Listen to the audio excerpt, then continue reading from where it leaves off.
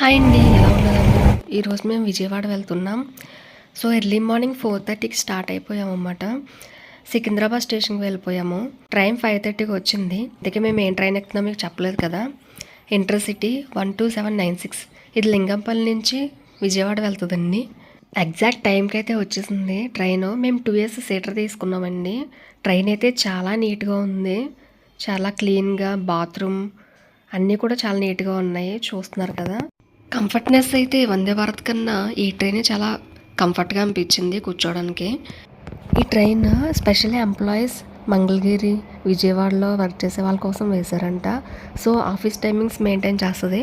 Morning 4:30కి లింగంపల్లిలో start అవుతే 10:30కి మనకి compulsory విజయవాడలో డ్రాప్ చేస్తుంది. మళ్ళీ ఈవినింగ్ 5:30 స్టార్ట్ అవుతుంది.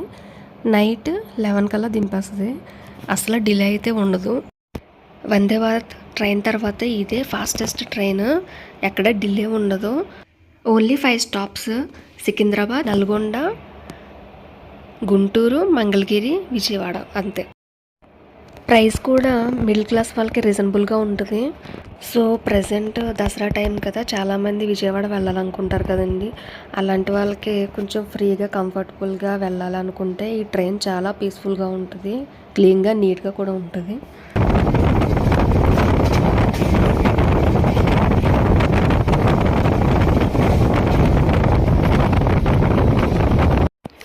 దూరంగా కనిపిస్తుంది కదా, అదే భువనగిరి ఫోర్టు. మనం యాదగిరిగుట్ట వెళ్తుంటే కనిపిస్తుంది. కొంచెం జూమ్ చేసి చూపిస్తాను. ఎప్పుడైనా వెళ్తాము, వెళ్ళినప్పుడు నేను కంపల్సరీ వీడియో తీస్తాను. ఎర్లీ మార్నింగ్ సన్ రైజ్ ఈ ట్రైన్లోంచి చాలా బాగా కనిపిస్తుందండి.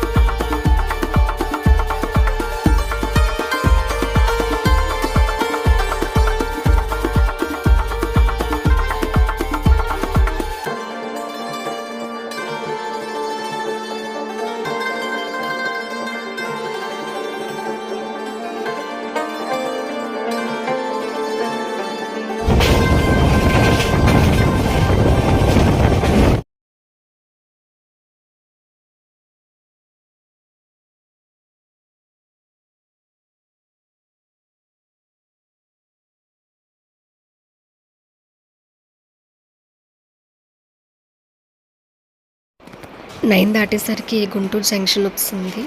ఆ తర్వాత మంగళగిరి, ఆ తర్వాత విజయవాడ. మంగళగిరి పానకాల స్వామి టెంపుల్ చాలా ఫేమస్, ఎప్పుడైనా కుదిరితే చూడండి. నెక్స్ట్ విజయవాడ బ్రిడ్జ్ వచ్చేస్తుందండి. మొన్న వరదలకి అల్లకల్లోలంగా మారిపోయింది కదా, మొత్తం రిపేర్ చేస్తారు, చాలా నీట్గా ఉంది. దసరాకి అంతా రెడీ చేస్తున్నారు.